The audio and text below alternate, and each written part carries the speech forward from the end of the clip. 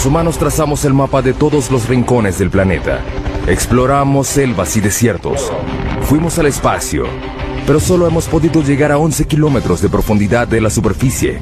Solo una quingentésima parte del camino hacia el núcleo terrestre. Ahora estamos a punto de llegar más profundo.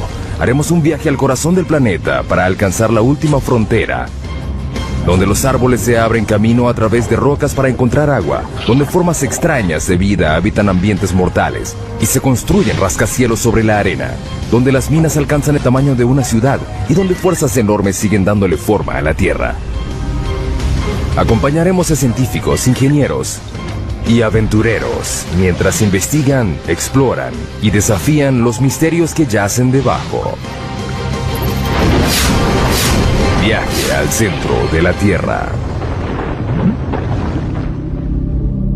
Para llegar al centro de la Tierra, hay que hacer un viaje de 6.437 kilómetros a través de los 3 distintos estratos subterráneos.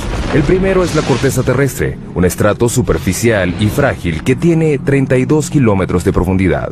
Imagínense que la Tierra fuera un huevo cocido. Los continentes son 3 veces más delgados que la corteza de este huevo y la corteza oceánica es aproximadamente 10 veces más delgada. La corteza contiene muchas cosas en una profundidad relativamente somera.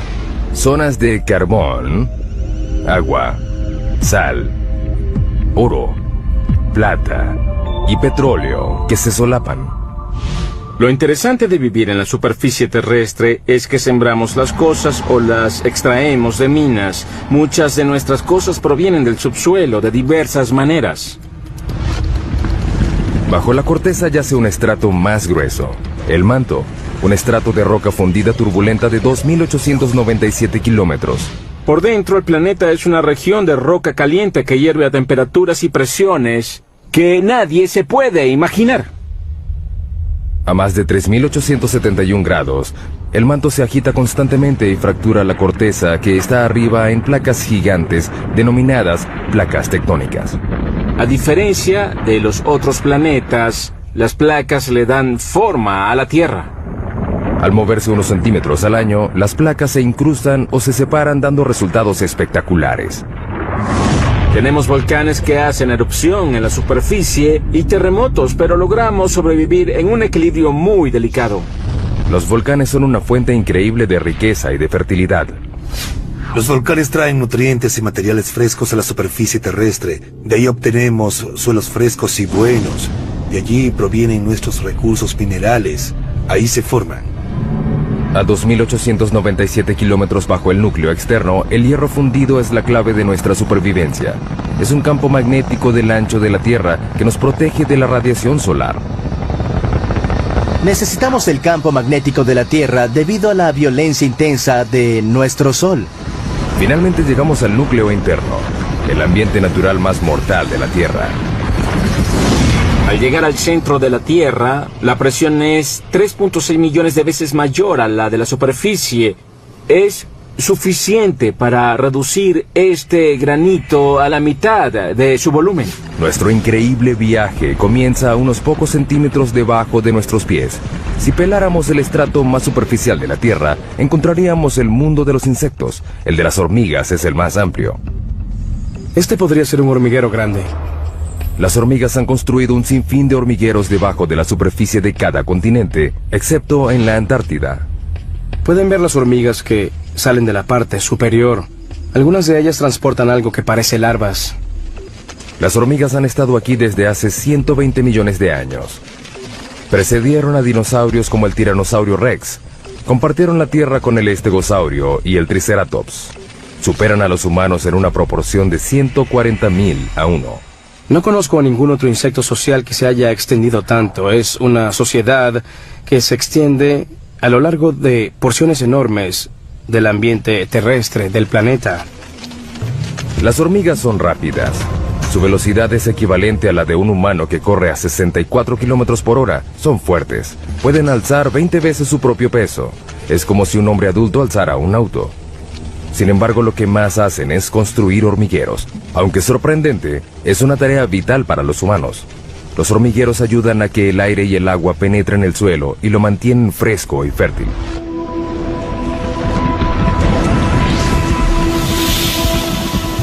debajo de la zona de las hormigas, 2 metros bajo tierra. Londres, Inglaterra. A 2 metros bajo estas calles concurridas yacen las venas y arterias que transportan las necesidades de la vida moderna. 45.000 kilómetros de gasoductos, 30.500 kilómetros de cables eléctricos, 64.300 kilómetros de cloacas y el lugar de descanso final para millones de personas. La frase 2 metros bajo tierra se usa mucho para hablar de los fallecidos y enterrados, pero ¿de dónde proviene? Es una historia que data de 1665 en Londres. La ciudad sufría una epidemia de peste bubónica. En plena epidemia llegó a haber más de 7.000 muertos a la semana. El Lord Alcalde de Londres trató de detener la propagación de la enfermedad y ordenó que se excavaran las tumbas de las víctimas de la plaga al menos 2 metros bajo tierra. Se creía que los muertos infectaban a la gente sana y que al enterrarlos a 2 metros bajo tierra se podía contener la enfermedad. Luego, la gente supo que la plaga era transmitida en realidad por las pulgas que portaban las ratas negras. Finalmente, la epidemia de 1665 causó la muerte de 72.000 personas, 1 de cada 6 londinenses. La ciudad no descansó hasta que el gran incendio de Londres acabó con las ratas el año siguiente. Sin embargo, la tradición de enterrar los muertos a esa profundidad se extendió por todo el mundo.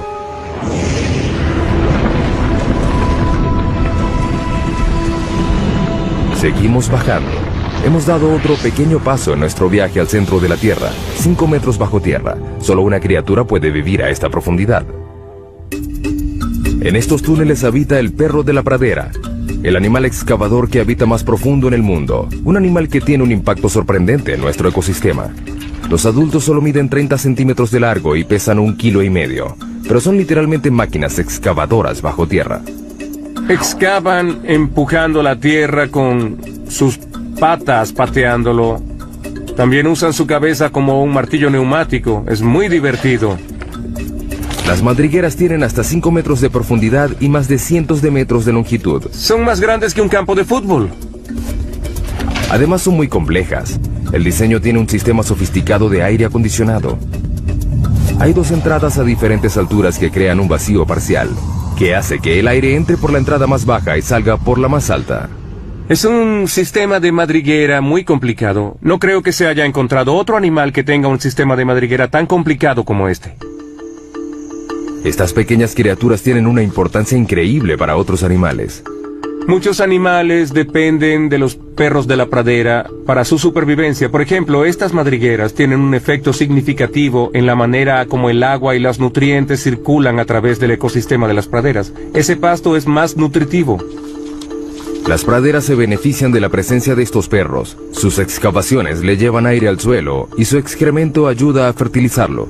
En el siglo XIX había más de 400 millones de perros de la pradera, pero los granjeros los consideraban alimañas y los eliminaban.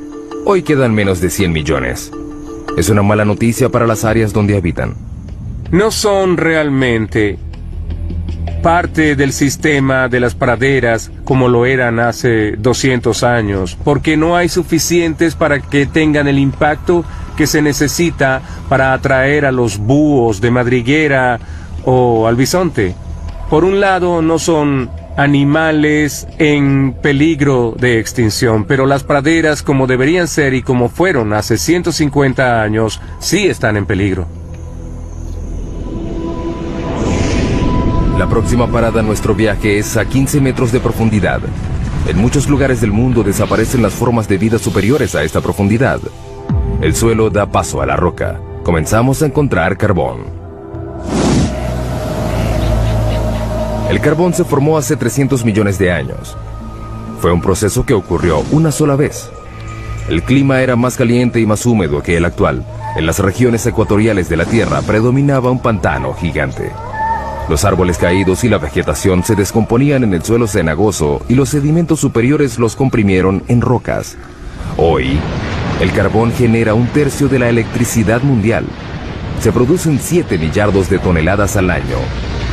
Los campos de carbón más grandes del mundo están en China, Rusia y los Estados Unidos. El estado de Pensilvania produce el 1% del suministro mundial. El pueblo de Centralia, en Pensilvania, una vez tuvo 1.500 habitantes. Era una comunidad idílica de un pueblo pequeño. Podrías ir de un lado a otro y conocer a todos. Es un buen estilo de vida. Hoy es un pueblo fantasma por culpa de un accidente inesperado. En 1962 incendiaron a propósito la basura en un relleno sanitario al lado del cementerio del pueblo.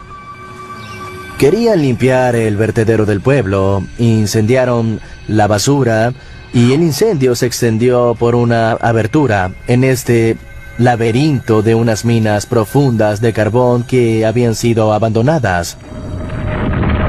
El incendio alcanzó una profundidad de 15 metros y se extendió por 2 kilómetros cuadrados.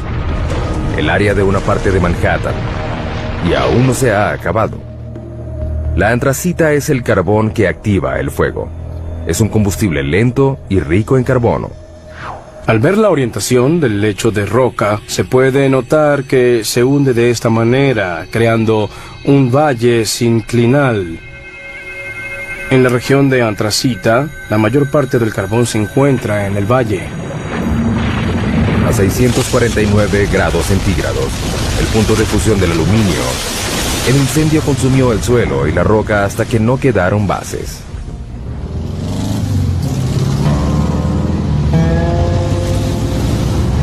Lo que una vez fue la avenida Locust, la vía principal de Centralia, es en la actualidad una sección de una autopista rural.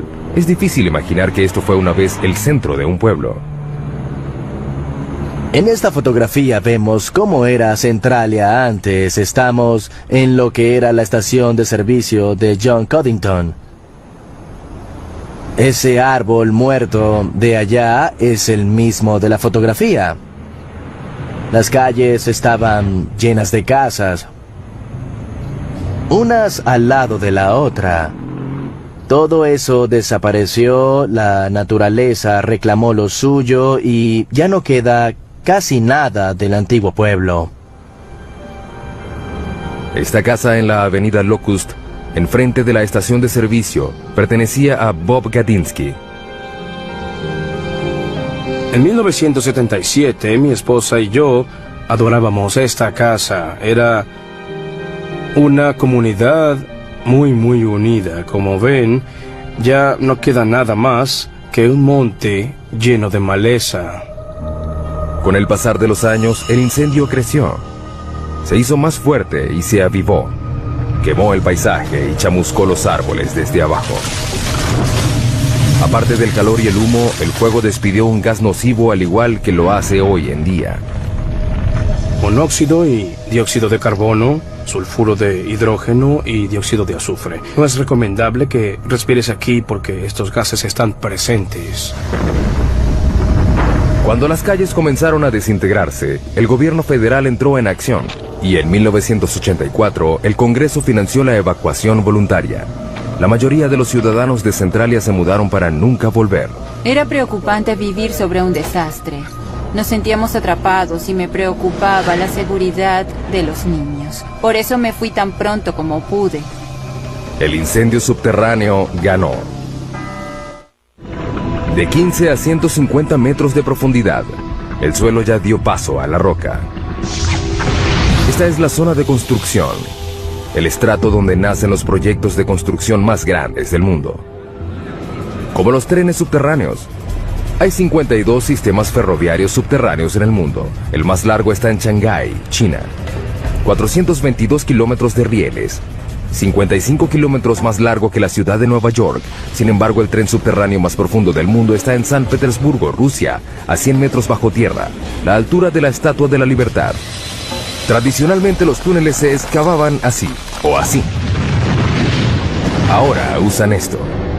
La máquina perforadora de túneles, también conocida como MPT.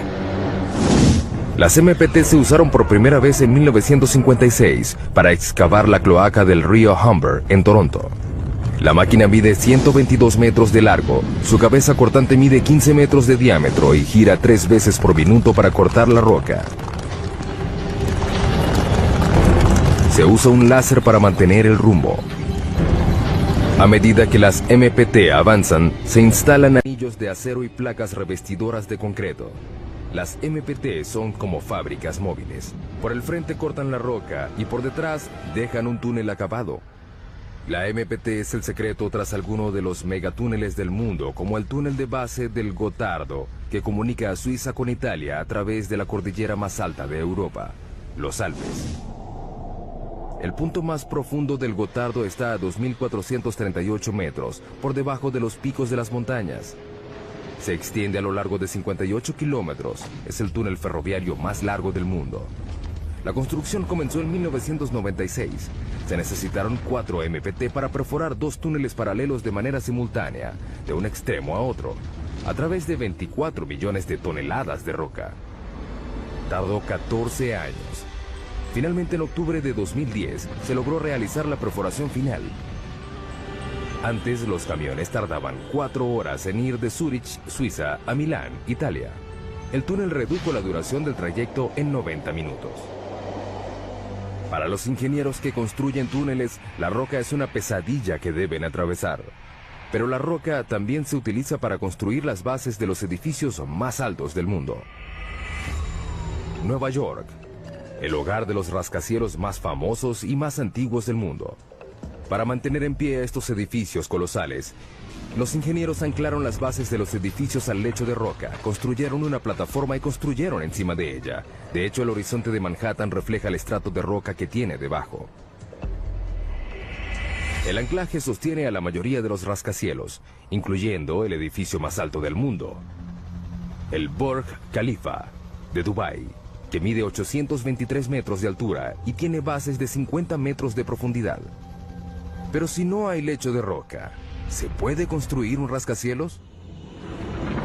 Es un desafío que debieron enfrentar los ingenieros de la próxima parada de nuestro viaje, a 114 metros de profundidad, debajo de uno de los edificios más altos del mundo, las Torres Petronas en Kuala Lumpur, Malasia. Es increíble que estas enormes torres de concreto y cristal estén sobre arena y no sobre roca. Hemos demostrado que se pueden construir casas en la arena con las técnicas de ingeniería adecuadas. La construcción comenzó en 1996. Se planificaron 2 edificios de 88 pisos y 457 metros de altura. Cada torre pesaría 300.000 toneladas aproximadamente. Al principio la idea era construir las bases en el lecho de roca, pero los topógrafos descubrieron que la roca bajo el lugar de construcción tenía pendientes pronunciadas. Era como un acantilado subterráneo de casi 183 metros. Si seguían construyendo, la mitad de las torres quedaría sobre el acantilado y la otra fuera de él. Un llamado al desastre. Si hubiéramos mantenido la posición original, ya no tendríamos torre. Se habría caído. El lugar de construcción era un área limitada en el centro de la ciudad. No había espacio para construir torres completamente sobre la roca. Decidieron más bien alejarlas del lecho de roca completamente. Eso implicaría que las bases tendrían que pasar por el suelo blando a un estrato de arena. Las bases se mantendrían en pie por fricción, la misma fuerza que mantiene un clavo en la madera. El clavo está arraigado a un pedazo de madera de la misma forma como estas pilas de fricción están clavadas en el suelo por debajo de la torre. El equipo de construcción puso manos a la obra. Debajo de cada torre hundieron 104 pilas a 4 metros de distancia entre sí. Era un bosque virtual de concreto y acero. Algunas de las pilas tienen 114 metros de profundidad. En 2011 son las bases más profundas de cualquier edificio en el mundo. La ingeniería subterránea logró lo imposible. 2 torres de 457 metros de altura construidas sobre arena. Desde hace mucho tiempo, los ingenieros han recurrido a la geología para guiarse en su trabajo, pero la geología puede ser impredecible. El término roca da la impresión de que es algo fuerte, pero no siempre es el caso. La roca puede ser muy antigua. Esta roca tiene 1.6 millardos de años. Pero también puede ser vulnerable a un elemento muy simple: el agua de lluvia. A lo largo de millones de años, el agua de lluvia que cae sobre la roca hace que se deforme y se agriete. Estas fracturas pueden ser enormes. Aquí hay una gigante que se extiende por toda esta roca. Finalmente, el agua crea cavernas en las rocas por las que llega a inmensos lagos y ríos subterráneos. Más abajo, el agua satura la roca como una esponja.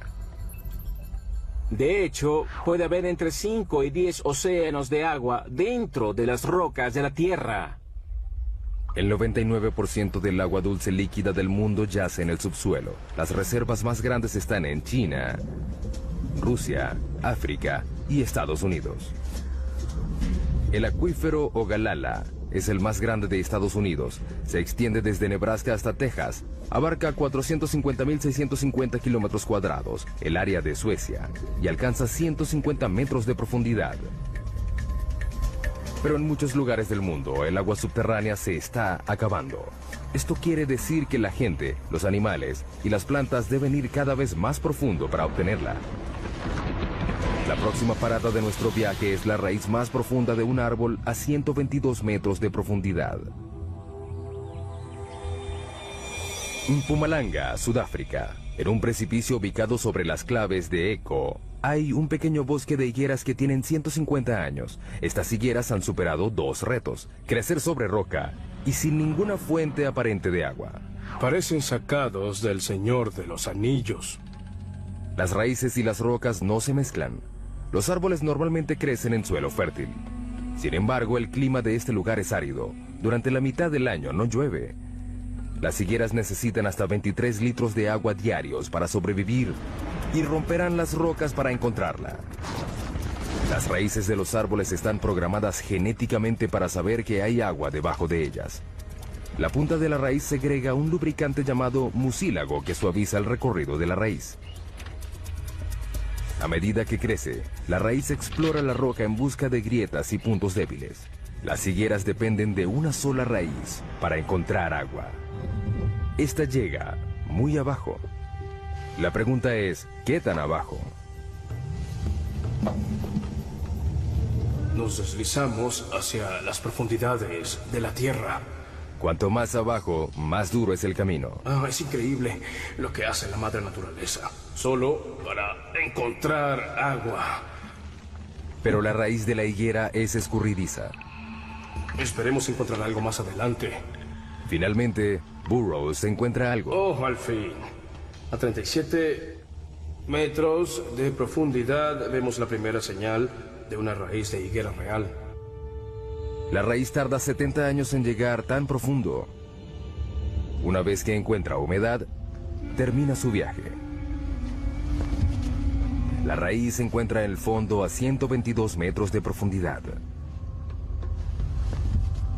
Estamos viendo la raíz más profunda que conozca el mundo. Está bombeando agua debajo de mi mano mientras nosotros conversamos.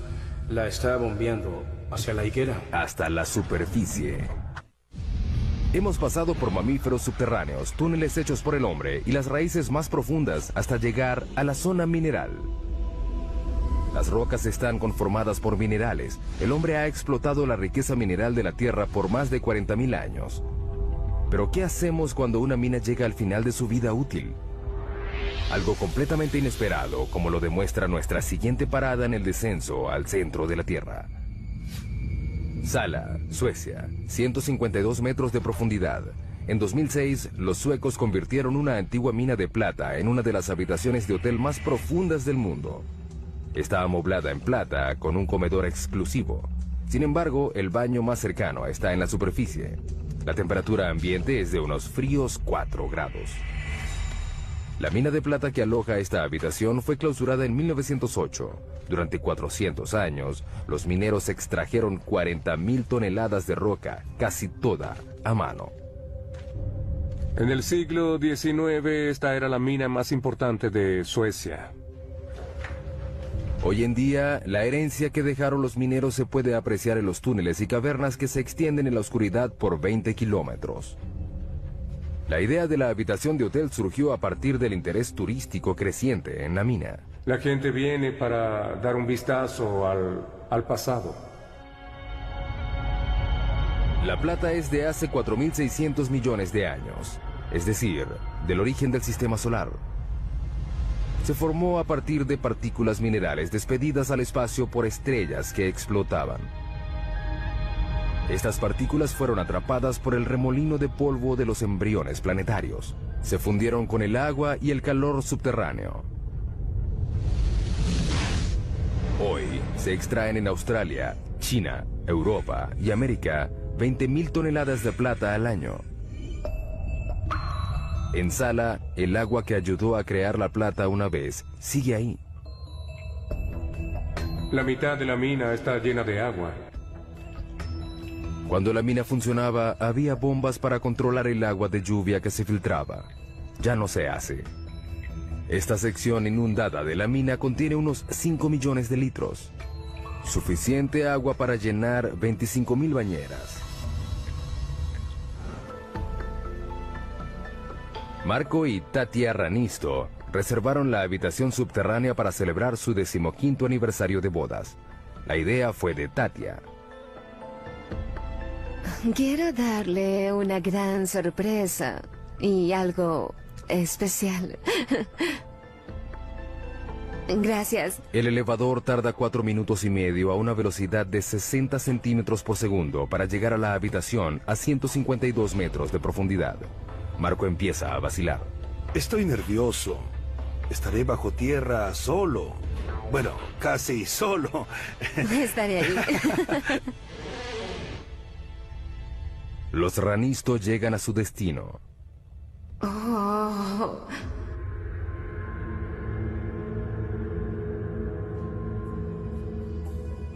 Puedo decir que es increíble. Marco seguía inquieto cuando se sentaron a cenar. Solo me falta el valor para dormir aquí. Al final logra pasar la noche. Una noche inolvidable. El agua subterránea es el agente principal de cambio en el subsuelo. No solo reacciona químicamente con los minerales, sino que también crea minerales como la plata. El agua puede derretir la roca, literalmente. Ciudad de Guatemala, 2010. Un temblor repentino hace que la mampostería se derrumbe. Cuando el polvo se despeja, solo queda un hueco gigante de 30 metros de profundidad y 20 metros de ancho. Desapareció una cuadra completa. La ciudad de Guatemala está construida sobre caliza porosa. El agua subterránea puede disolver la roca y dejar una capa superficial frágil que puede ceder sin ninguna advertencia. Es increíble que el colapso solo ocasionara una muerte. Sin embargo, fue la segunda dolina más grande en 3 años en esta ciudad. Las dolinas son aterradoras y a veces mortales.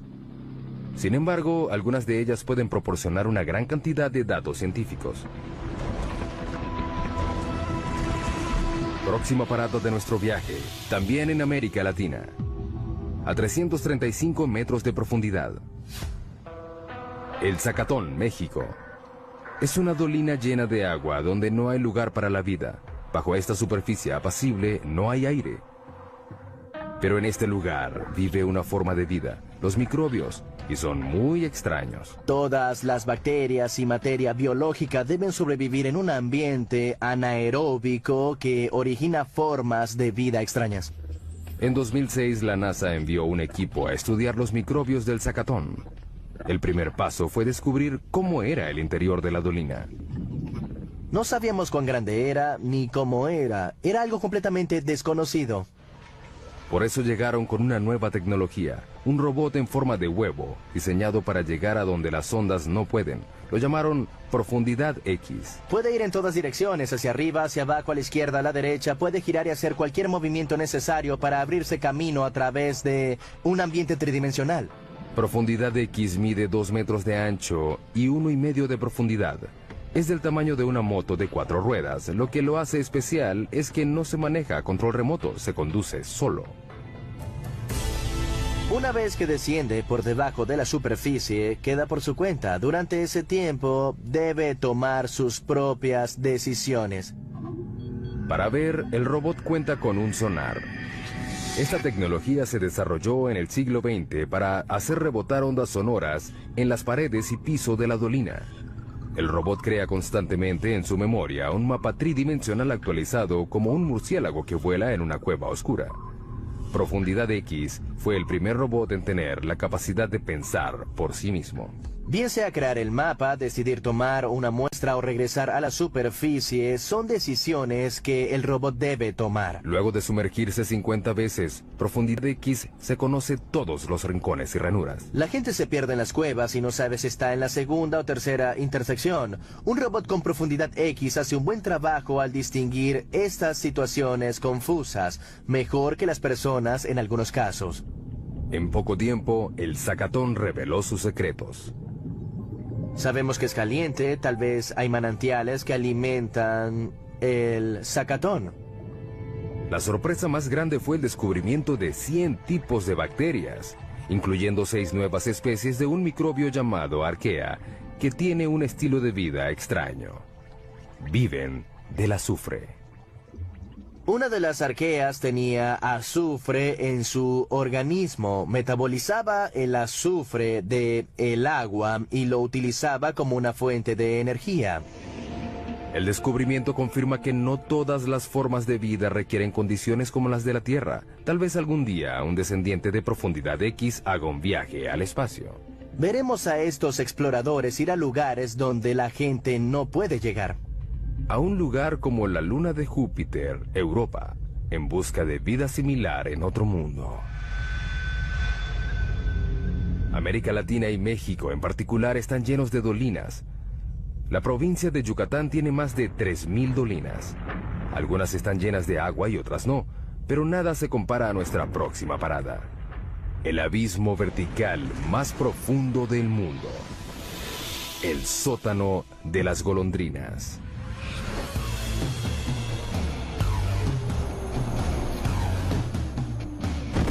Para cierto tipo de paracaidistas, este lugar representa un reto único. Te paras en el borde, miras hacia abajo y te lanzas. Sientes una corriente de aire.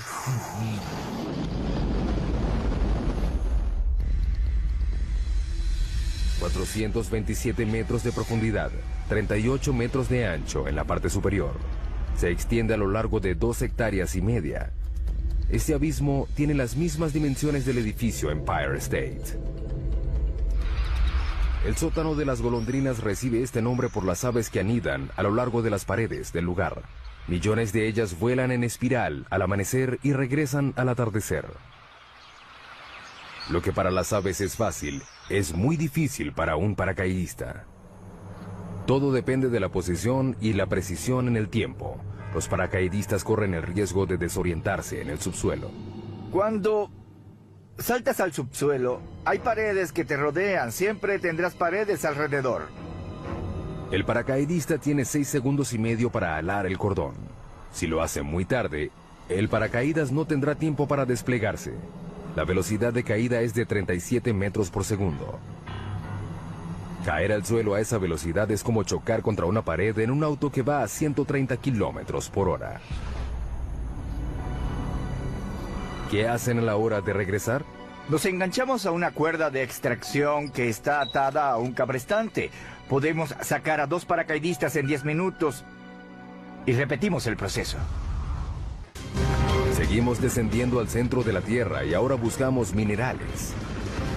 Nuestra próxima parada es la mina de sal más grande del mundo que está en Ontario, Canadá. La mina de Sifto, ubicada a 549 metros de profundidad. La sal es un tipo de roca compuesta de sodio y cloro. Es lo que queda de los océanos antiguos que cubrieron una vez la Tierra y se evaporaron a raíz del cambio climático. Un adulto promedio necesita consumir una cucharada de sal al día para evitar enfermedades, caer en coma e incluso evitar la muerte. Por eso no nos debe sorprender que las primeras minas de sal se abrieron hace 14.000 años en lo que hoy en día es Austria. Los mineros extraen 260 millones de toneladas de sal al año en todo el mundo. Los yacimientos más grandes de sal están en China, Rusia y Canadá. La mina de Sifto fue abierta en 1959. Está ubicada a 500 metros por debajo del pueblo de Goderich, Ontario, y se extiende por debajo del lago Huron. La mayoría de las minas consisten en túneles pequeños sostenidos por vigas y pilares llamados puntales.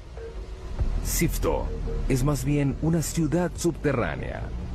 Sus cavernas se extienden por 8 kilómetros cuadrados. Es decir, un área del tamaño del centro de Manhattan. Tiene incluso sus propias tiendas y oficinas. Donde el techo comienza a hacerse más bajo, los mineros saben que se acercan al lugar donde estas sierras eléctricas gigantes trabajan. Abrimos túneles de 4 metros de alto y 18 de ancho. Las hojas de 3 metros de largo cortan la roca.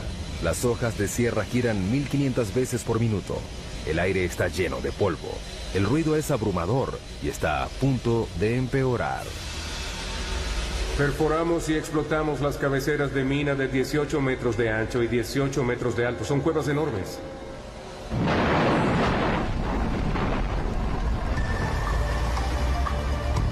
Camiones gigantes transportan la roca recién cortada a la mandíbula de un triturador hambriento. Los camiones descargan la roca a una velocidad de 10 veces por hora, 24 horas al día, 7 días por semana. En los 4 minutos que le toma al monstruo triturar la carga, pedazos de roca de 1/4 de tonelada se reducen a granos gruesos. La correa transportadora la lleva a compensación y descarga. Es un tanque grande que llena los baldes de sal que suben y bajan. Así sacamos la sal. Este gran tanque es de gran beneficio para nosotros. La tolva permite que todo el procedimiento se realice en el subsuelo. Se extraen entre 24 y 26 mil toneladas al día. Y podemos incluir más incluso. Esta mina produce diariamente suficiente sal para la mitad de la población mundial. Sifto cree que puede mantener esta producción durante otros 250 años.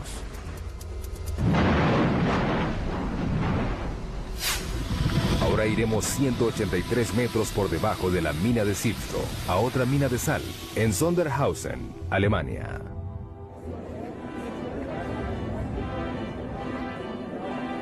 En esta mina se realiza un evento deportivo muy extraño. El maratón más profundo del mundo. Correr bajo tierra, ¡qué locos! Correr en un maratón subterráneo es una experiencia muy diferente a correr en la superficie. No te sientes libre. En el bosque se siente el viento, pero en el subsuelo no. Las condiciones son extremas. Por ejemplo, la temperatura. Por cada 18 metros que bajas en la corteza, la temperatura sube 1 grado. La razón de esto se remonta a hace 4.600 millones de años, al origen de la Tierra. La mezcla de los remolinos de gases y de partículas que formaron el planeta tenía polvo cósmico radioactivo. Cuando se comprimió en roca, liberó su energía radioactiva como calor y aún lo hace. Trabajar en esas condiciones es muy difícil, pero correr es peor. A una profundidad de 732 metros, los atletas deben tolerar una temperatura de 27 grados. Hace mucho calor. Estamos cerca del infierno. 40% de humedad. El aire no es fresco. Ese es el mayor problema. Y un recorrido muy difícil. La carrera se realiza en un circuito irregular que sube y baja 213 metros en cada vuelta. Si te caes aquí abajo, puedes tener lesiones fuertes. A la velocidad promedio de un maratón, el pie pasa 0.2 de segundo en el suelo. Con la fatiga, el pie se queda más tiempo en el suelo. En la mina, cuanto más largo es el contacto, mayor será el riesgo. ¿Ves? Es muy resbaloso. Necesitamos zapatos con un buen perfil como este. Estos tienen un perfil alto, pero podría ser más alto. Necesitas unos zapatos de clavos. Con muchos. Es inevitable que este suelo traicionero tenga una víctima. No se sabe por qué los atletas corren el riesgo de competir en estas condiciones peligrosas. Si les preguntan, todos responden lo mismo. Por placer. Creo que es el maratón más difícil del mundo. ¿Quién puede decir que corrió en un maratón a 610 metros bajo tierra? Luego de pasar medio día bajo tierra, los atletas pueden regresar a la superficie. El calor húmedo, el aire seco y las demás condiciones difíciles son solo temporales. Sin embargo, para los 33 mineros chilenos no fue fácil salir en 2010, cuando el techo de uno de los túneles de la mina de cobre colapsó y quedaron atrapados a 732 metros. Los mineros tuvieron que soportar 27 grados centígrados, un aire tenso y lleno de polvo de roca, oscuridad y aislamiento. No sabían si lograrían salir. Tuvieron que perforar una roca volcánica dura llamada basalto para abrir el hoyo de rescate. Pero esta roca se caracteriza por sus deslizamientos súbitos. Con el temor de provocar otro colapso, equipos de todo el mundo llegaron a Chile a perforar el hoyo de rescate con la última tecnología. Fue un proceso muy lento. Luego de 69 días, los 33 mineros fueron rescatados, uno de los rescates mineros más grandes de la historia. Nos acercamos a los lugares más profundos a los que ha llegado el hombre. Este es el laboratorio científico más profundo del mundo. Hay mucho que hacer aquí. El observatorio Sudbury Neutrino, o Snow Lab, queda a 2 kilómetros por debajo de la región central de Ontario. Hay 2 experimentos en curso, uno que está en la etapa final de la puesta en marcha y otros 3 grandes experimentos que están en construcción. Los científicos de Snow Lab están buscando algo que solo se puede ver a 2 kilómetros de profundidad. Unas partículas diminutas de materia cósmica denominadas neutrinos. Son tan pequeñas que 200 cuatrillones de ellos cabrían en un grano de arena. 200 cuatrillones tiene 26 ceros. No es de sorprender que los neutrinos sean muy livianos. Son partículas increíblemente livianas que normalmente pasan inadvertidas por la Tierra. Los científicos descubrieron los neutrinos en 1956. Están por todo el universo. Para poder ver algo tan pequeño, hay que filtrar los rayos gamma, los rayos X y la radiación ultravioleta que bombardean continuamente la Tierra desde el espacio. Hay que probar que no haya radiación convencional que interfiera en las señales que estás esperando, y para ello se necesita mucha protección radiológica.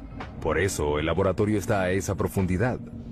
Estos rayos cósmicos imposibilitan las mediciones de los neutrinos, que son muy sensibles. Los 2 kilómetros de roca por encima de nuestro laboratorio reducen estos rayos cósmicos por un factor de 10 millones. Para encontrar algo tan pequeño como los neutrinos, se necesitan equipos muy grandes. Cuando buscas una partícula, tratas de aumentar las probabilidades de verlo. Los túneles y cámaras intercomunicados del Snow Lab se extienden por un área de 7.247 metros cuadrados. Es el tamaño de 6 piscinas olímpicas juntas. Parece una estación espacial y no un laboratorio subterráneo. La construcción del laboratorio tardó 18 años y costó aproximadamente 70 millones de dólares. Los neutrinos dejan una estela fugaz de luz cuando pasan a través de ciertas sustancias. Esta caverna una vez tuvo 60.000 toneladas de roca. Ahora aloja a esta esfera de 12 metros. La esfera contiene 757 litros de agua pesada. Es un tipo de agua natural que es más sensible a los neutrinos porque su peso molecular es mayor. El neutrino causa una reacción que genera luz. Esta luz reacciona con los fotodetectores. Así podemos descubrir su energía y su dirección. Es difícil llegar al laboratorio a esa profundidad.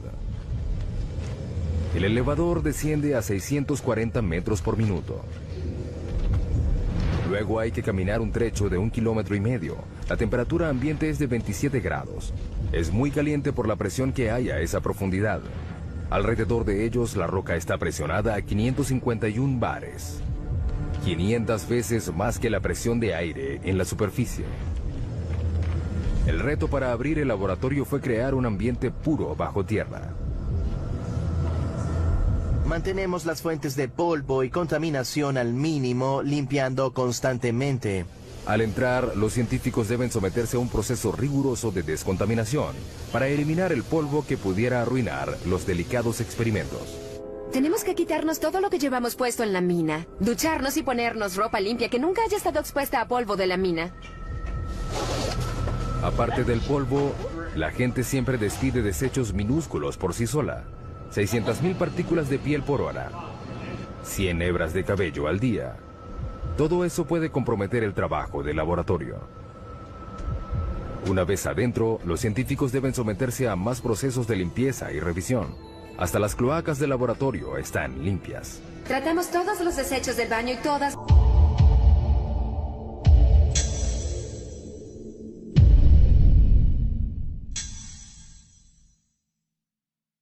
nuestras aguas residuales que provienen de la lavandería y las regaderas. Tienen bacterias especiales que reducen los desechos de manera orgánica y ni siquiera huelen. Nos gusta pensar que tenemos los inodoros más profundos del mundo. Es una comodidad que les agradaría a los exploradores subterráneos de nuestra siguiente parada en el viaje al centro de la Tierra. La madre de todas las cuevas a 2 kilómetros de profundidad.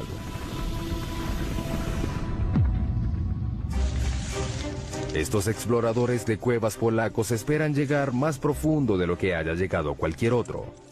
Están entrenando para descender a J2, una parte del sistema de cuevas de Cheve, en México. Buscamos la cueva más profunda del mundo. La erosión del agua de lluvia creó J2. El descenso implica grietas, caídas verticales y cámaras inundadas. Pasar por este camino subterráneo no será fácil. Tenemos que entrenar constantemente para poder lograrlo. El descenso de 2,5 kilómetros es tan profundo como la altura del monte Santa Elena. Los exploradores de cuevas van equipados como alpinistas subterráneos, con arneses, cuerdas, ganchos y cascos. Las condiciones de la cueva Kasprowa, Nisia, en Polonia, son similares a las de J2, pero no tan profunda. A medida que el equipo desciende, el pulso aumenta a 140 latidos por minuto. Los exploradores queman unas increíbles 6.000 calorías diarias, el doble de lo normal. Hay que llevar mucha comida durante la exploración. En la expedición real, cada explorador llevará más de 27 kilogramos de comida a un campamento base casi a la mitad del camino. Aunque es muy agotador llevar toda esa carga de comida a menos de 1 kilómetro, es vital. Simplemente se necesita llenar el estómago. Así es. A los exploradores de cuevas les encanta estar bajo tierra. Cuanto más angosta y pequeña sea la cueva, mejor.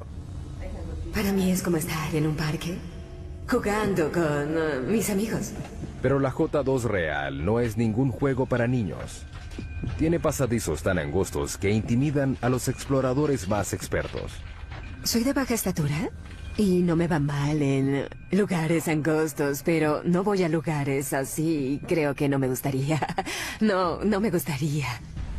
Para analizar las grietas, los exploradores necesitan emplear toda su experiencia y sus habilidades. Si caes 20 centímetros más allá, te quedas atascado en la grieta. Sería fatal, porque los rescatistas no pueden llegar tan profundo. El descenso continúa. Los exploradores siguen adelante. Vas a lo profundo. A medida que vas descendiendo, debes olvidarte de salir. Debes seguir adelante. El mayor reto de J2 es el agua.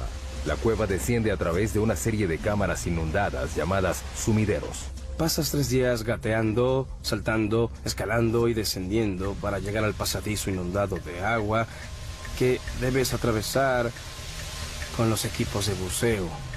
Que comience el juego. Si llueve mientras están bajo tierra, el equipo corre el riesgo de quedar atrapado. En la última expedición a J2, 2 equipos quedaron atrapados en la cueva. Mientras el entrenamiento avanza, los exploradores ansían el regreso a México. Éramos un equipo de 6 personas, descubrimos la entrada de la cueva y sentimos que es nuestra. A esta profundidad hay agua y aire, pero no hay sol. Por eso, los exploradores de cuevas casi no encuentran seres vivos.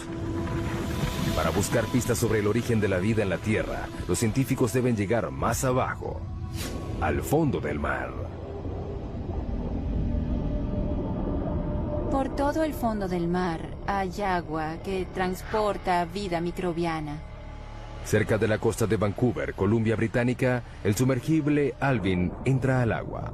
Para nosotros estos estudios son como las misiones Apolo. Alvin es un mini submarino de aguas profundas de 16 toneladas y 7 metros de largo.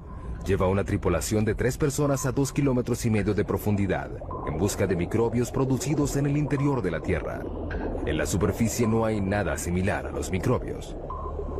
No podemos reconocer al menos el 75% del contenido genético de este tipo de vida. Eso es lo que Alvin busca. Agua caliente que sale de los respiraderos que vienen debajo del lecho marino y es rica en microbios. Estamos empezando a entender que están allí, pero no sabemos exactamente cómo. Los respiraderos pueden alcanzar temperaturas de hasta 400 grados. Son producidos por el movimiento de las placas tectónicas. La costa de Vancouver está sobre la placa Juan de Fuca, una de las más de 12 placas que están en movimiento constante. Cuando los bordes de las placas se separan, crean fisuras grandes en el lecho marino. A través de ellas, el agua es succionada, calentada en el subsuelo y despedida de nuevo al océano en un ciclo continuo. Esta agua porta consigo los microbios.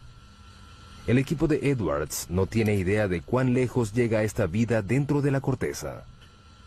Eso es lo más impresionante. No sabemos dónde acaba la vida. Para descubrirlo, insertarán sensores conocidos como corchos en una sección de 3.237 kilómetros cuadrados del lecho marino, un área del doble del tamaño de la ciudad de Los Ángeles. Los corchos de 2,5 metros están equipados con monitores de temperatura y de presión. Se llevan a 457 metros por debajo del lecho marino, a un total de 3,2 kilómetros por debajo de la superficie. Los corchos rastrean el recorrido del agua caliente dentro de la corteza terrestre. Tenemos que entender realmente cómo fluye el agua y qué tipo de microbios hay allá abajo. Sigan el agua, ahí estarán los microbios. La riqueza mineral de la Tierra es el motor de la mayor parte de la economía mundial. Cuanto más raro sea el mineral, más profundo llegarán los mineros para obtenerlo. Tautona, Sudáfrica.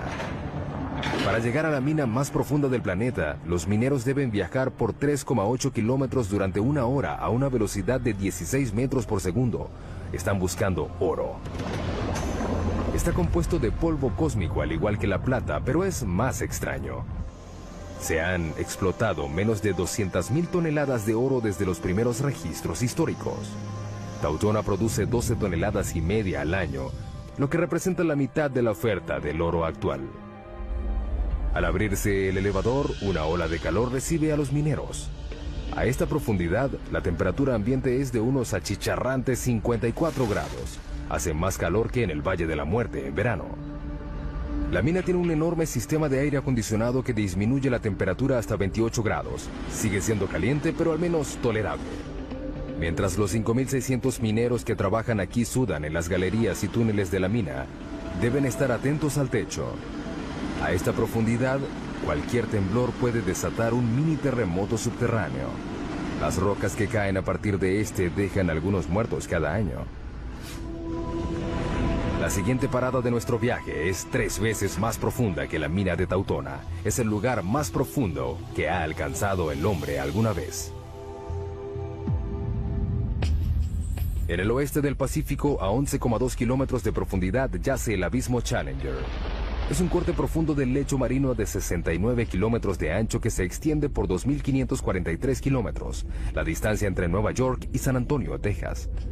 El peligro en este abismo no es el calor ni los temblores, es la presión. El 23 de enero de 1960, el oceanógrafo suizo Jean Piccard y el comandante de la Armada estadounidense Don Walsh emprendieron un viaje en una nave submarina única que los llevó a ser los primeros y únicos humanos que hasta ahora han visto el verdadero fondo del mar. Don Walsh revive el viaje. Es el único sumergible que ha llegado al abismo Challenger y nadie ha regresado allí en casi 50 años. Por una buena razón. La presión a 11 kilómetros de profundidad es de 1.103 bares. Imagínense un dedo cargando el peso de 48 aviones Boeing 747. Para soportar ese peso, Piccard diseñó un sumergible llamado Trieste, de 15 metros de largo y 3,5 de diámetro. pesaba 51 toneladas. Era del tamaño de un camión mediano y cargado. Para protegerse, la tripulación se sentó en una esfera de acero de 2 metros de diámetro que pesaba 16 toneladas. No había mucho espacio para estirar las piernas. Teníamos 481 litros para ambos. Ese es el tamaño de una nevera doméstica. No era algo malo, tomando en cuenta que el agua a esa profundidad estaba a 1 grado.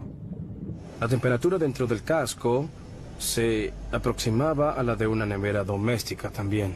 Para poder flotar, el Trieste estaba suspendido de un flotador.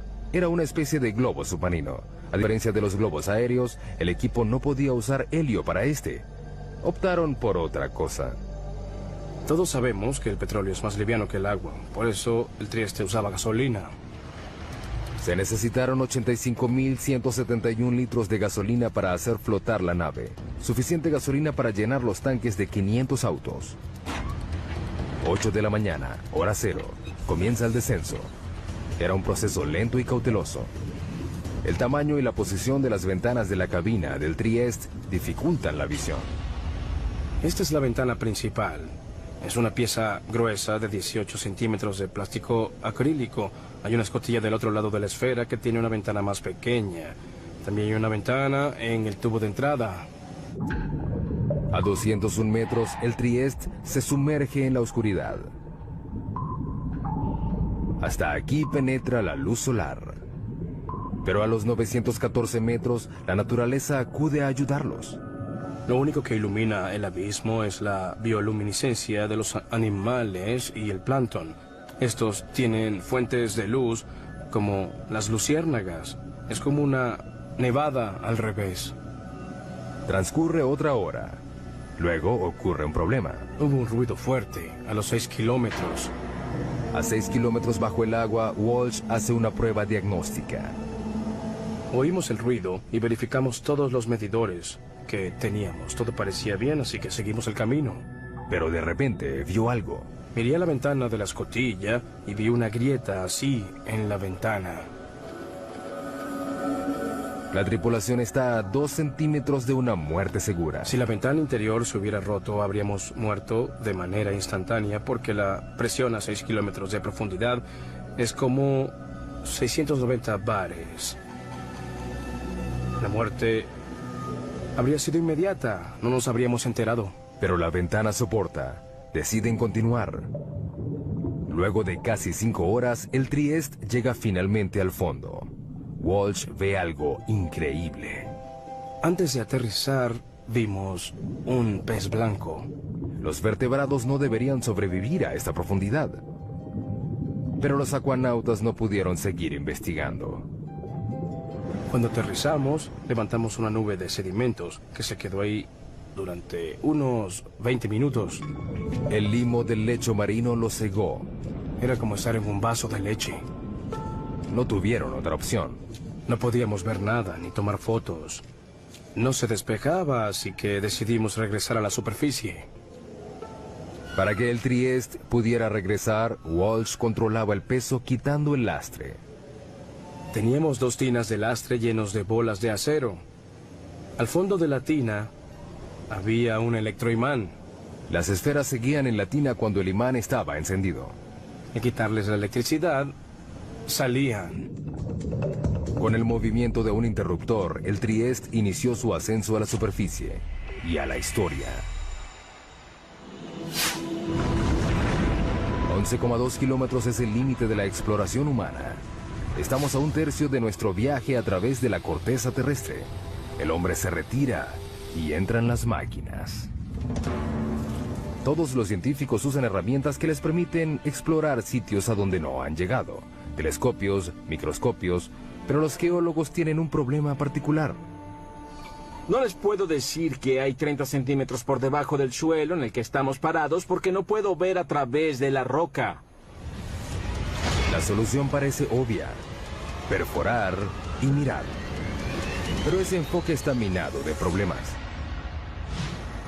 Península de Kola, noroeste de Rusia, 1989. En un lugar azotado por el viento y que rodea el círculo polar ártico, los científicos se embarcan en un plan ambicioso. A un alto costo se perforó un hoyo profundo para tratar de llegar al límite entre la corteza terrestre y el manto. Son 35 metros de profundidad. Para reducir la fricción, utilizaron un método de perforación nuevo. En vez de hacer girar toda la sarta, ahora solo gira la mecha bien lubricada, con lodo y aceite. A 6,4 kilómetros encontraron fósiles de plancton antiguo de 18 millones de años en un estado de preservación sorprendente. A 11 kilómetros encontraron roca de 4.400 millones de años. El zircón, el mineral más antiguo del planeta. Pero con cada metro que perforan, la temperatura aumenta. A los 12 kilómetros la temperatura alcanza 299 grados. La perforación se detiene de repente. La temperatura aumenta rápidamente a medida que entras al planeta.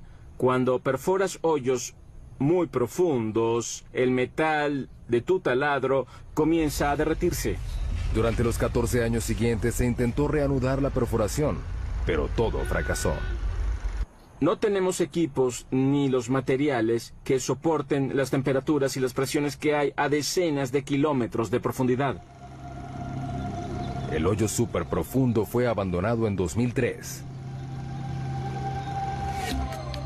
¿Qué hacen los geólogos si no pueden perforar? Pues usan sus oídos. No vemos lo que hay dentro del planeta, lo escuchamos. Estos ecógrafos se conocen como sismógrafos y siguen los sonidos hechos por el movimiento de las rocas en el subsuelo. Literalmente escuchan los terremotos. En promedio, hay un terremoto de magnitud 6 o más cada 3 días. Hace que todo el planeta tiemble. Las vibraciones cambian según la densidad de la roca. Estos son datos que los geólogos pueden leer. Hemos podido crear imágenes tridimensionales de todo el planeta mediante el seguimiento de miles de sismos hechos con miles de sismógrafos durante muchos años. Todo el mundo depende de los recursos que están bajo nuestros pies. La próxima parada de nuestro viaje es en el campo petrolero más profundo de los Estados Unidos, a 11,2 kilómetros por debajo del Golfo de México. Cuando están en operación, más de 6.000 plataformas petroleras explotan las costas de Texas y de Luisiana con la capacidad de suministrar el 25% del petróleo estadounidense. Pero no es fácil de encontrar. Está a 1,5 kilómetros bajo el agua y a 10 kilómetros dentro de la roca. A medida que se va dificultando el hallazgo de petróleo y gas, se van perforando hoyos cada vez más profundos en aguas cada vez más profundas. Se está desarrollando una revolución en la perforación en aguas profundas en las costas de Egipto, África Occidental, Brasil y el Golfo. Es impresionante que tengamos la tecnología para perforar tan profundo. Pero la tecnología tiene limitaciones. En la primavera de 2010, una plataforma llamada Deepwater Horizon perforaba un pozo relativamente somero de 7 kilómetros de profundidad en el campo Macondo, a 80 kilómetros de la costa de Luisiana. 20 de abril, 10 de la noche, la plataforma es sacudida por una explosión. A 56 kilómetros de distancia se avista una bola de fuego. Mueren 11 trabajadores petroleros y hay 17 heridos. En el lecho marino a 1,5 kilómetros, el cabezal de pozo roto descarga hasta 60.000 barriles de petróleo diarios. Un barril tiene 159 litros. Es como 450 camiones cisterna al mar. Aproximadamente se derramaron 5 millones de barriles de petróleo. Ha sido el peor derrame petrolero en Estados Unidos. ¿Pero qué fue lo que sucedió? Deepwater Horizon ya había perforado pozos a 11 kilómetros del fondo del campo petrolero del Golfo durante el otoño anterior, en otro lugar. En comparación, la perforación en Macondo era casi rutinaria, pero las apariencias engañan. El Golfo es uno de los lugares más difíciles de perforar. La plataforma continental, en 1,5 kilómetros, se transforma de manera abrupta en una serie de arrecifes pronunciados, valles con cañones y volcanes de lodo de hasta 152 metros de altura. La geología es muy complicada. El petróleo debajo de este lecho marino accidentado se extiende por una grieta de roca de 35 millones de años y 244 metros de grosor. Está atrapado bajo una presión enorme, 100.000 veces mayor a la superficie. El peso de la roca superior presiona hacia abajo. Eso aumenta muchísimo las presiones en el fondo del pozo. Además de la presión, los perforadores se pueden encontrar con bolsillos potencialmente peligrosos de gas metano congelado, conocidos como hidratos. Si perforas uno por accidente, puede ser un gran problema.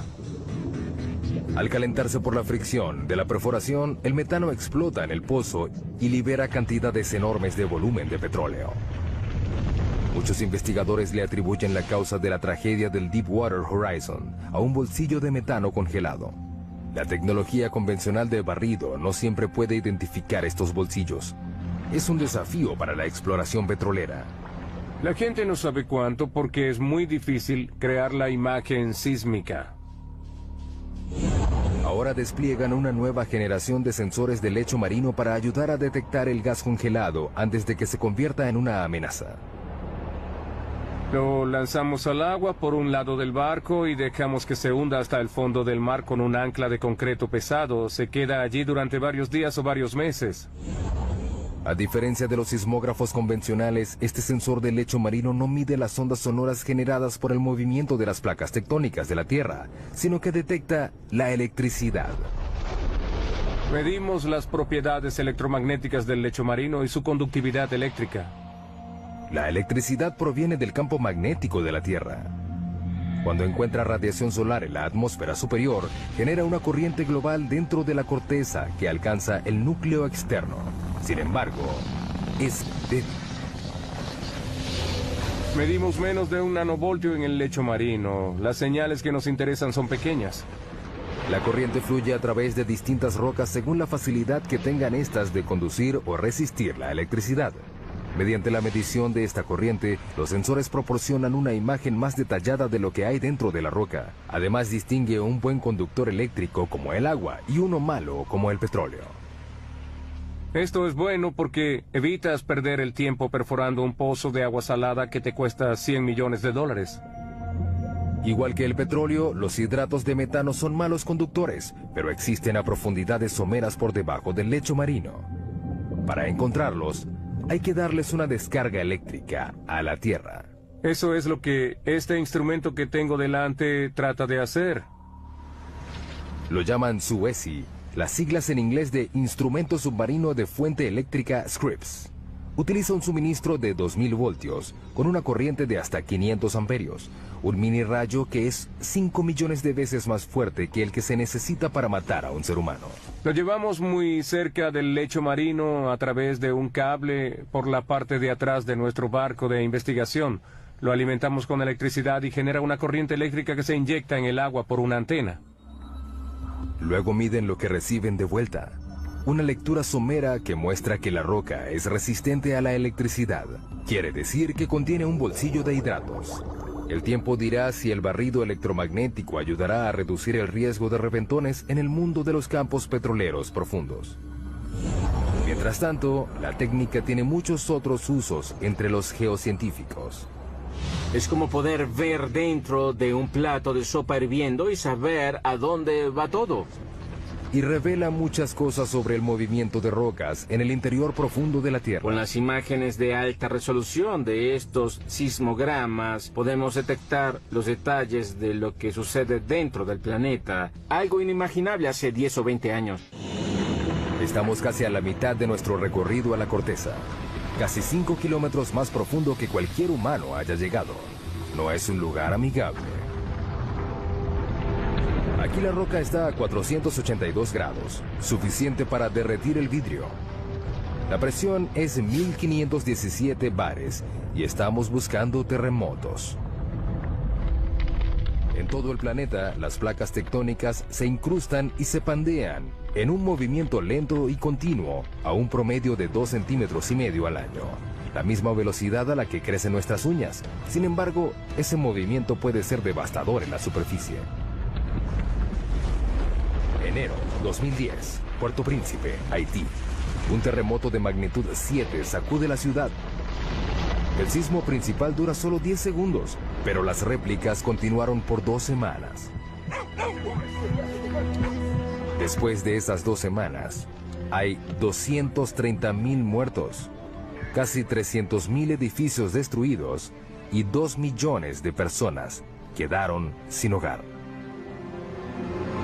Es el cuarto terremoto más devastador de la historia.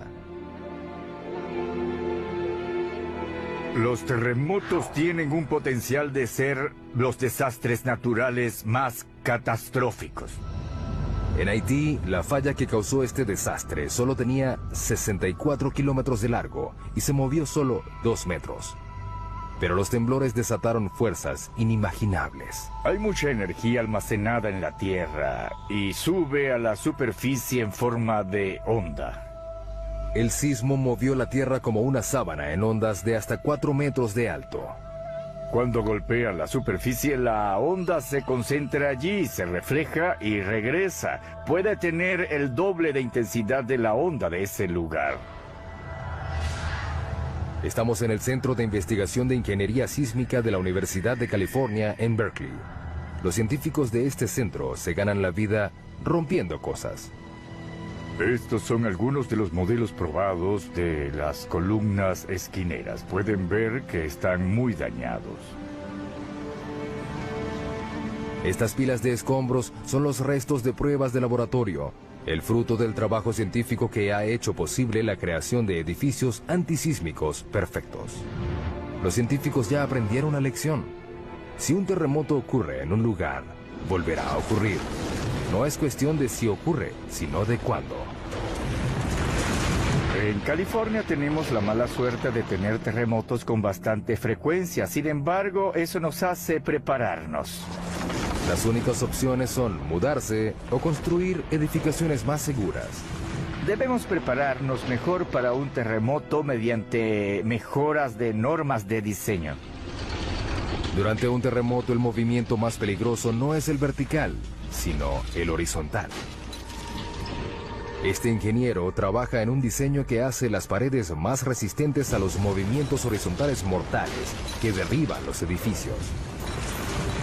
Creamos este tipo de conexión que puede transferir cargas laterales. Estas paredes están unidas por placas de acero que soportan la tensión. Las placas se pueden romper sin que la pared completa colapse. Las paredes están hechas con una mezcla de concreto y fibra, que las hace más flexibles y menos quebradizas. Están diseñadas para que se dañen. El equipo de Berkeley usa una variedad de equipos para someter a los nuevos diseños a un proceso lento de destrucción. Ese bloque de concreto inmenso mide 8 metros y medio de largo por 8 de alto. Pesa 300 toneladas. Hay mucha energía latente encerrada en esa masa. Cuando estos 4 martillos hidráulicos enormes empujan el bloque, le transfieren la energía a la estructura que se está probando. En este caso, se prueba un armazón de columnas y vigas similar al de un rascacielos. Nadie sabe cómo responderá la estructura. Es la primera vez que probamos algo de este modo. El objetivo es llevar la estructura al límite. El edificio se inclina en una dirección y las vigas rotan en sentido contrario a las columnas. El acero se pandeó, pero el armazón sobrevivió. Es un inicio prometedor para el diseño. Pero la única manera de asegurarse de que una estructura soportará un terremoto es creando uno. Esta es la mesa de temblores. La mesa de temblores nos permite crear un terremoto cuando queramos. Como su nombre lo indica, las mesas de temblores crean temblores a escala real, que sacuden edificaciones a escala real. Podemos simular 6 componentes del movimiento. La mesa puede mover la edificación hacia adelante y hacia atrás, hacia arriba y hacia abajo o hacia los lados para recrear lo que sucede. El objetivo no es analizar por qué se caen los edificios, sino por qué permanecen de pie. Una de las cosas que queremos predecir es cuándo una estructura colapsará completamente y cuándo colapsará solo de manera parcial. Los terremotos han matado a millones de personas, pero el movimiento tectónico que los ocasiona también forma parte de un ciclo global que es vital para la salud del planeta Tierra. La vida humana no habría evolucionado si no fuera por la tectónica de placas. Sin la tectónica de placas tendríamos un solo océano gigante en la superficie y no tendríamos ningún animal terrestre. El ciclo de creación de la superficie terrestre voltea virtualmente la Tierra. Esto es una amonita, un fósil que vivió en el fondo del océano. Lo impresionante de esta roca es que proviene de la base del monte Everest. Lo más impresionante de todo esto son las fuerzas que la trajeron a la parte de arriba del planeta, que debieron ser enormes e increíbles. La fuente de estas fuerzas yace aún más profunda que las placas tectónicas. Nuestra próxima parada en el viaje al centro de la Tierra. A 35 kilómetros de profundidad entramos al manto, una vasta región de 2.897 kilómetros, que contiene el 70% de la masa del planeta. Aquí la temperatura y la presión compiten para decidir cuál de las dos cambiará más a la roca. A 56 kilómetros de profundidad, la presión es 16.500 veces mayor a la de la superficie, más de lo que un humano puede soportar.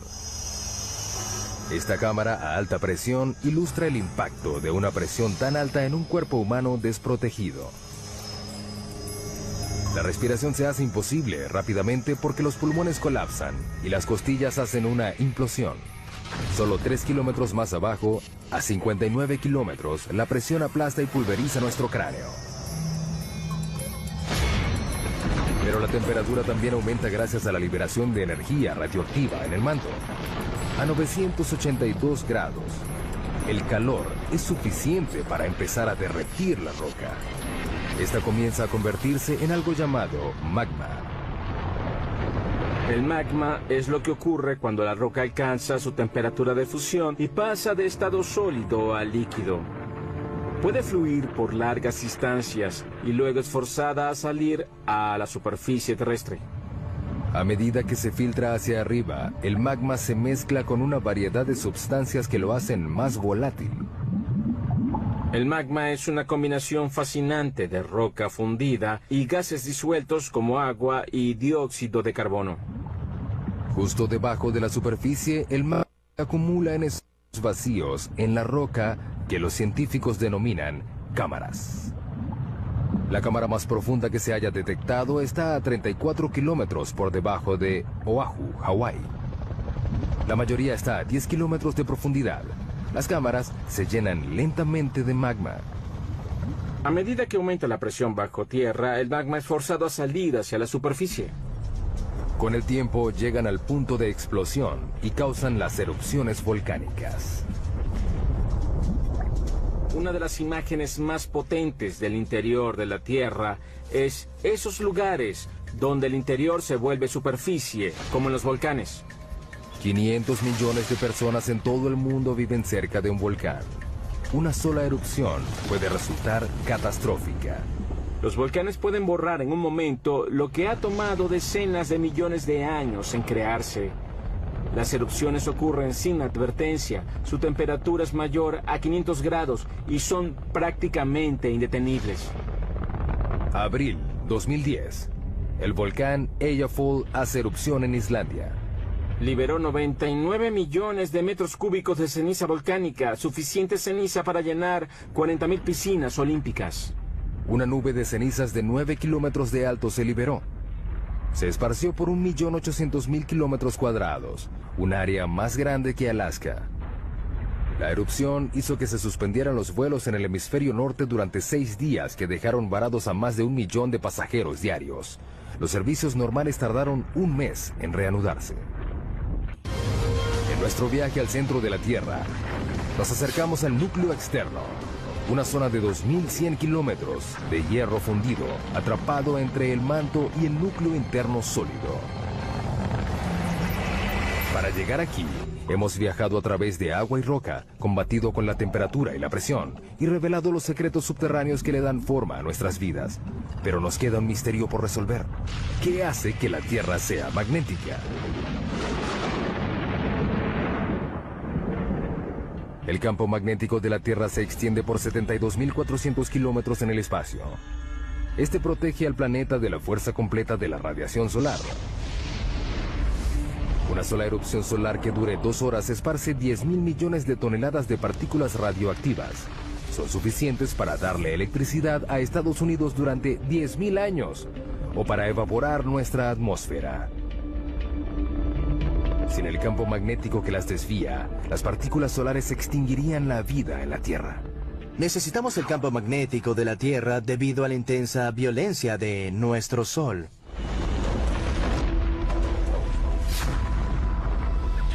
El campo se origina en el núcleo externo rico en hierro. Nuestra próxima parada a 2.897 kilómetros de profundidad. Aquí la temperatura es de 4.427 grados, suficiente para superar la presión rígida y fundir el hierro. A medida que se mueve, el hierro fluyente genera electricidad. Los científicos denominan esto como el efecto dínamo. El efecto dínamo consiste en generar campos magnéticos a partir del movimiento. Pero uno de los grandes misterios es cómo los movimientos del hierro fundido que está bajo la superficie genera un campo magnético. No sabemos cómo la turbulencia del metal líquido origina un dínamo. Es un movimiento de convención turbulento y desordenado. Esta esfera gigante puede darnos algunas respuestas. Es un modelo mecánico de la Tierra. Es parte de un experimento de la Universidad de Maryland que busca descubrir por qué la Tierra es magnética. La esfera tiene 7 metros de ancho, pesa 23 toneladas y rota a una velocidad máxima de 130 kilómetros por hora. Tratamos de obtener velocidades tan altas como sea práctico, para así intentar simular las condiciones del planeta. El núcleo externo está hecho del mismo material de la esfera, el hierro, un buen conductor eléctrico. El núcleo interno ya es magnético, pero es débil.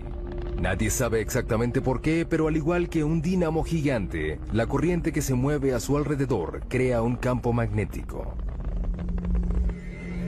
Por supuesto, Lathrop no puede reproducir las condiciones reales del núcleo externo. No podemos ir al núcleo, por eso no podemos ver directamente qué sucede. Pero cree que puede aproximarse.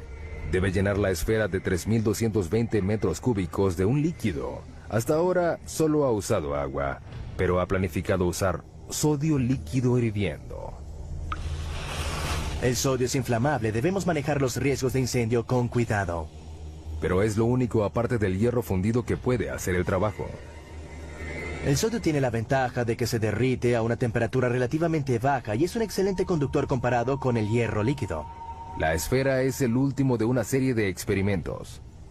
Comenzamos construyendo experimentos del tamaño de la mano, que luego pasaron al tamaño de una pelota de básquetbol y luego del tamaño de, no sé, una pelota de medicina. Es el más grande hasta ahora, pero al igual que el campo magnético de la Tierra, nadie sabe cómo funcionará el experimento. Ninguno de los experimentos previos generaban su propio campo magnético. Ahora tenemos todos los ingredientes que se necesitan para un dinamo.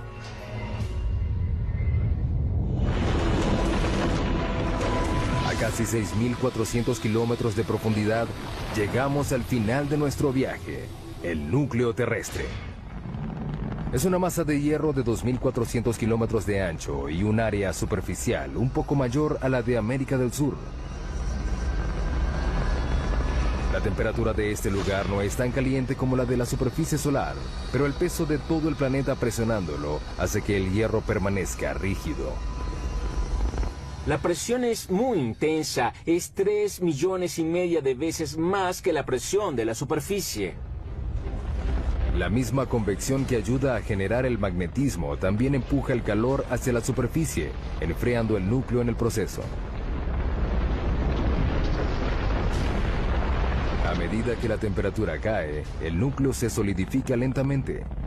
Un día no habrá suficiente roca fundida para crear un campo magnético. Pero el sol se apagará y destruirá la Tierra antes de que ese día llegue. Mientras tanto, el calor del núcleo ayuda a crear la lenta rotación del manto que renueva la superficie. Alimenta la química de nuestra riqueza mineral y genera el campo magnético que nos protege de un universo hostil. Las probabilidades de encontrar otro planeta como la Tierra son muy pocas. Hemos llegado al final de nuestro viaje a casi 6.400 kilómetros de profundidad. Vimos túneles que atraviesan montañas y minas del tamaño de una ciudad. Pasamos por incendios e inundaciones. Soportamos terremotos, volcanes y presiones que trituran nuestros huesos. Finalmente descubrimos el secreto más profundo de la Tierra, que lo que ocurre debajo es lo que realmente la mantiene viva.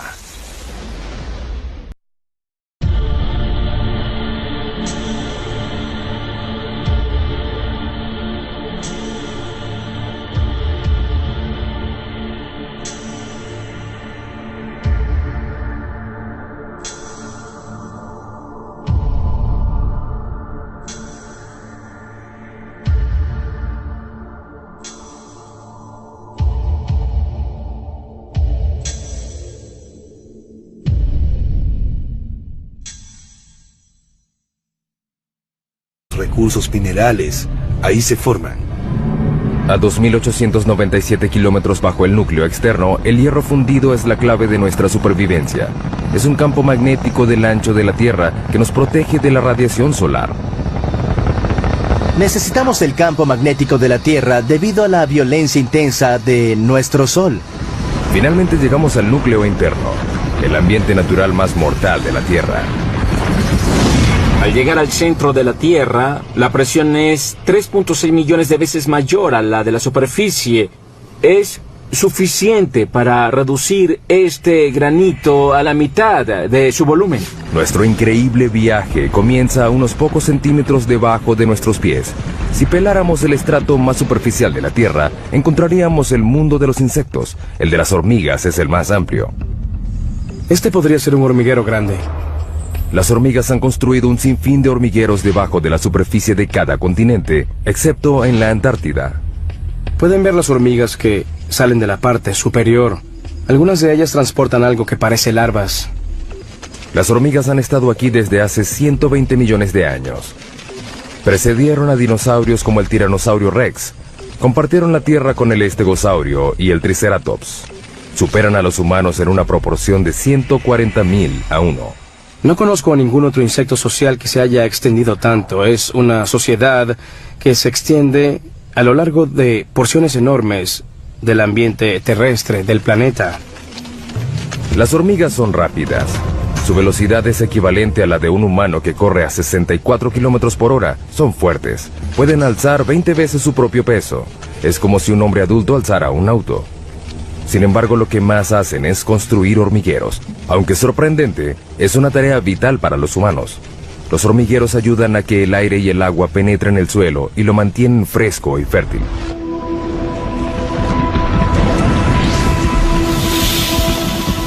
Debajo de la zona de las hormigas, 2 metros bajo tierra. Londres, Inglaterra. A 2 metros bajo estas calles concurridas, yacen las venas y arterias que transportan las necesidades de la vida moderna. 45.000 kilómetros de gasoductos, 30.500 kilómetros de cables eléctricos, 64.300 kilómetros de cloacas, y el lugar de descanso final para millones de personas. La frase 2 metros bajo tierra se usa mucho para hablar de los fallecidos y enterrados, pero ¿de dónde proviene? Es una historia que data de 1665, en Londres. La ciudad sufría una epidemia de peste bubónica. En plena epidemia llegó a haber más de 7.000 muertos a la semana.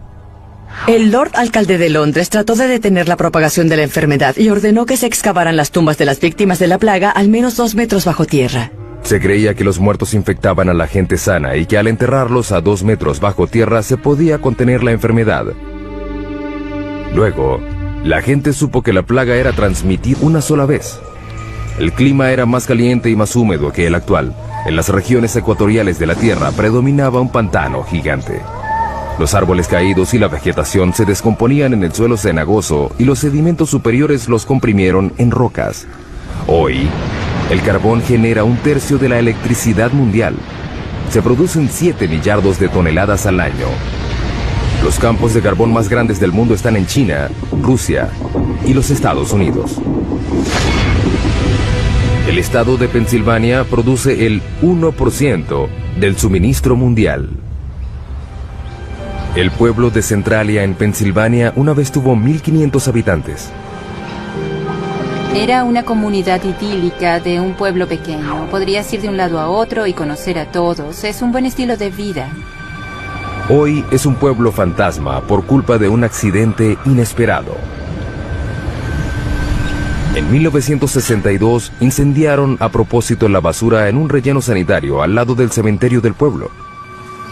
Querían limpiar el vertedero del pueblo, incendiaron la basura y el incendio se extendió por una abertura en este laberinto de unas minas profundas de carbón que habían sido abandonadas.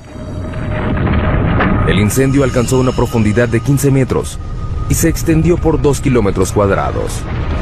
El área de una parte de Manhattan, y aún no se ha acabado.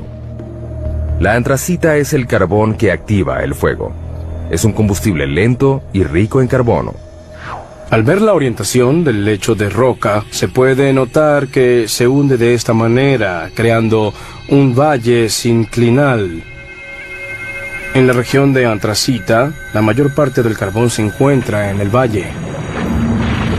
A 649 grados centígrados, el punto de fusión del aluminio, el incendio consumió el suelo y la roca hasta que no quedaron bases.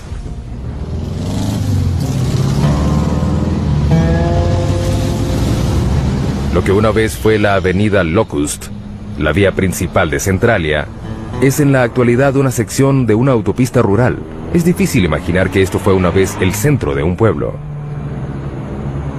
En esta fotografía vemos cómo era Centralia antes. Estamos en lo que era la estación de servicio de John Coddington.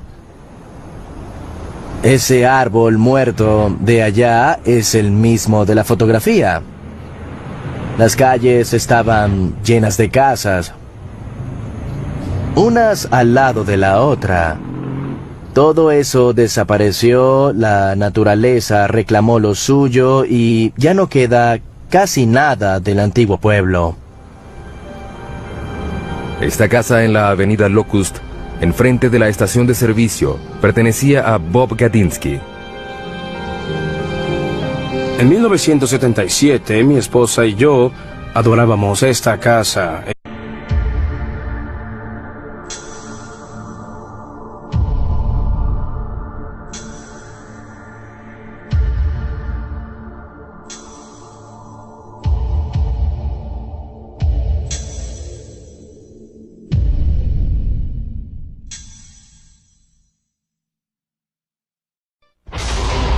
Los humanos trazamos el mapa de todos los rincones del planeta.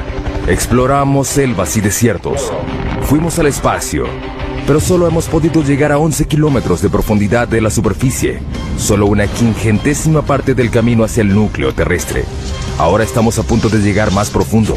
Haremos un viaje al corazón del planeta para alcanzar la última frontera, donde los árboles se abren camino a través de rocas para encontrar agua, donde formas extrañas de vida habitan ambientes mortales y se construyen rascacielos sobre la arena, donde las minas alcanzan el tamaño de una ciudad y donde fuerzas enormes siguen dándole forma a la Tierra.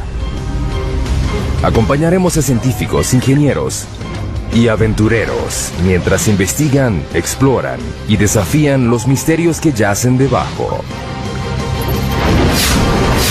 Viaje al centro de la Tierra. Para llegar al centro de la Tierra, hay que hacer un viaje de 6.437 kilómetros a través de los 3 distintos estratos subterráneos. El primero es la corteza terrestre, un estrato superficial y frágil que tiene 32 kilómetros de profundidad. Imagínense que la Tierra fuera un huevo cocido. Los continentes son 3 veces más delgados que la corteza de este huevo y la corteza oceánica es aproximadamente 10 veces más delgada. La corteza contiene muchas cosas en una profundidad relativamente somera. Zonas de carbón, agua, sal, oro, plata y petróleo que se solapan. Lo interesante de vivir en la superficie terrestre es que sembramos las cosas o las extraemos de minas. Muchas de nuestras cosas provienen del subsuelo de diversas maneras. Bajo la corteza yace un estrato más grueso, el manto, un estrato de roca fundida turbulenta de 2.897 kilómetros. Por dentro, el planeta es una región de roca caliente que hierve a temperaturas y presiones que nadie se puede imaginar. A más de 3.871 grados, el manto se agita constantemente y fractura la corteza que está arriba en placas gigantes denominadas placas tectónicas. A diferencia de los otros planetas, las placas le dan forma a la Tierra. Al moverse unos centímetros al año, las placas se incrustan o se separan dando resultados espectaculares. Tenemos volcanes que hacen erupción en la superficie y terremotos, pero logramos sobrevivir en un equilibrio muy delicado. Los volcanes son una fuente increíble de riqueza y de fertilidad. Los volcanes traen nutrientes y materiales frescos a la superficie terrestre. De ahí obtenemos suelos frescos y buenos.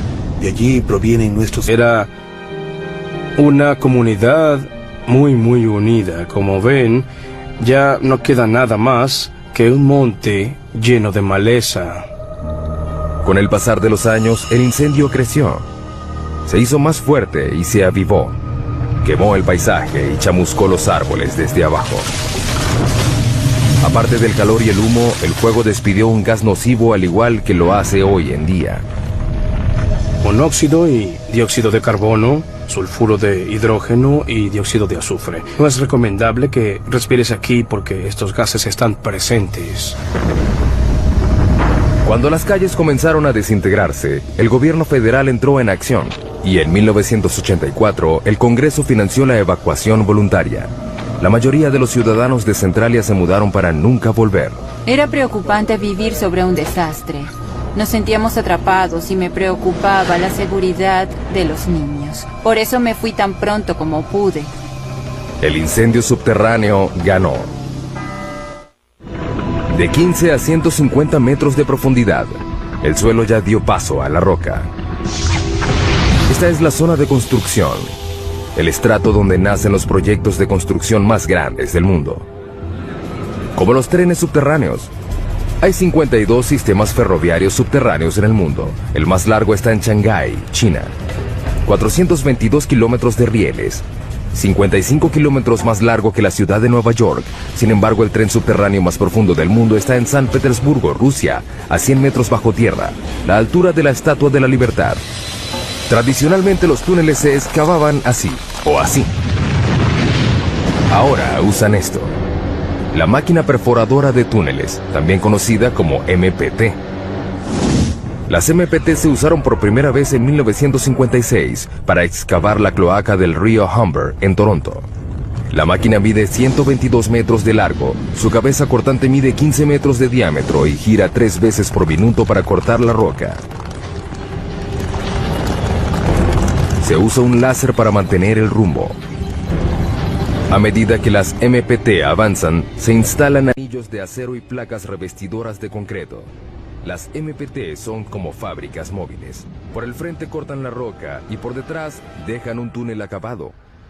La MPT es el secreto tras alguno de los megatúneles del mundo, como el túnel de base del Gotardo, que comunica a Suiza con Italia a través de la cordillera más alta de Europa, los Alpes. El punto más profundo del Gotardo está a 2.438 metros, por debajo de los picos de las montañas. Se extiende a lo largo de 58 kilómetros. Es el túnel ferroviario más largo del mundo. La construcción comenzó en 1996. Se necesitaron 4 MPT para perforar 2 túneles paralelos de manera simultánea, de un extremo a otro, a través de 24 millones de toneladas de roca. Tardó 14 años. Finalmente, en realidad, por las pulgas que portaban las ratas negras. Finalmente, la epidemia de 1665 causó la muerte de 72.000 personas, 1 de cada 6 londinenses. La ciudad no descansó hasta que el gran incendio de Londres acabó con las ratas el año siguiente. Sin embargo, la tradición de enterrar los muertos a esa profundidad se extendió por todo el mundo.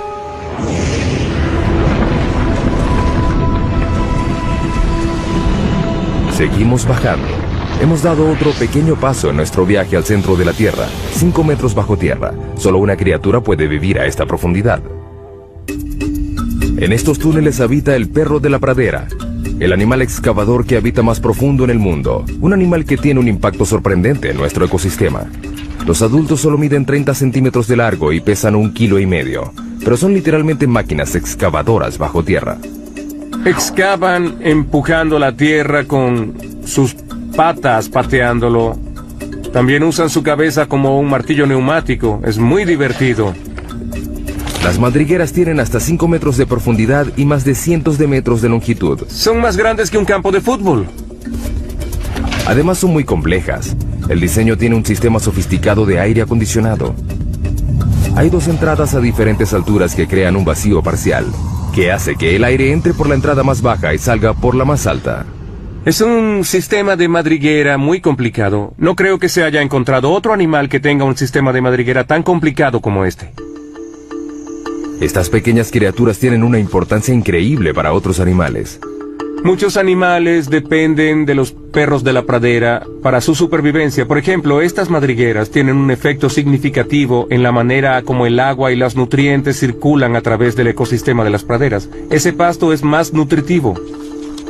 Las praderas se benefician de la presencia de estos perros. Sus excavaciones le llevan aire al suelo y su excremento ayuda a fertilizarlo. En el siglo XIX había más de 400 millones de perros de la pradera, pero los granjeros los consideraban alimañas y los eliminaban. Hoy quedan menos de 100 millones. Es una mala noticia para las áreas donde habitan. No son realmente parte del sistema de las praderas como lo eran hace 200 años, porque no hay suficientes para que tengan el impacto que se necesita para atraer a los búhos de madriguera o al bisonte. Por un lado, no son animales en peligro de extinción, pero las praderas, como deberían ser y como fueron hace 150 años, sí están en peligro. La próxima parada en nuestro viaje es a 15 metros de profundidad. En muchos lugares del mundo desaparecen las formas de vida superiores a esta profundidad. El suelo da paso a la roca. Comenzamos a encontrar carbón. El carbón se formó hace 300 millones de años. Fue un proceso que ocurrió